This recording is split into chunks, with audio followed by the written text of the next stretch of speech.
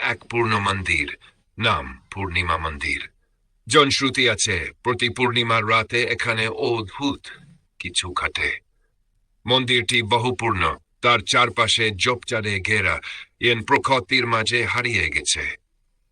একদিন গ্রামের নবীন শিক্ষক অনিরুদ্ধ, ইনি কুসংস্কারে বিশ্বাস করতেন না, মন্দিরের রহস্য উন্মোচনের সিদ্ধান্ত নিলেন। পূর্ণিমার রাতে সবাই যখন ঘরে তালা দিয়ে বসে, তখন তিনি একটি লাঞ্ছন আর নোটবুক নিয়ে মন্দিরে গেলেন। রাতের আকাশ চাঁদের আলো ভেসে গেছে। মন্দিরের ভেতরে তুকে দেখলেন পূর্ণমূর্তি আর ধুলো জামা দেয়াল। হঠাৎ চারপাশে ঠান্ডা বাতাস বাইতে শুরু করল। মন্দিরের ঘণ্টাগুলো আপনা থেকে বেজে উঠল। অনিরুদ্ধ প্রথমে ভাবলেন বাতাসের কারণে হয়তো এমনটা হচ্ছে, কিন্তু এক মুহূর্ত পরই বাতাস থেমে আয় আর একটি মৃদু হাসির শব্দ ভেসে আসে। কে? তিনি চিৎকার করে বললেন। একটি নারীর ছায়া মাফরতি ধীরে ধীরে তার সামনে এসে দাঁড়াল। তার চোখে অদ্ভুত এক দ্যুতি। মূর্তিটি বল, আমি চন্দ্রিকা, এই মন্দিরের রক্ষক।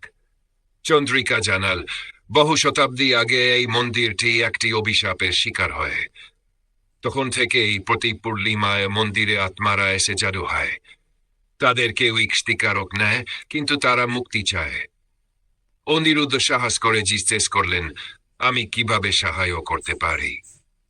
চন্দ্রিকা বলেন, তুমি যদি আমাদের জন্য প্রার্থনা কর এবং একটি প্রদীপ জ্বালাও, তবে আমরা মুক্তি পাব।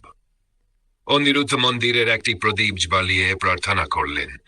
চারপাশে এক অদ্ভুত আলো ছড়িয়ে পড়ল।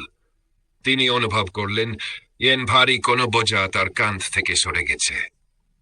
চন্দ্রিকার মূর্তিটি ধীরে ধীরে মিলিয়ে গেল আর মন্দির আবার শান্ত হয়ে গেল।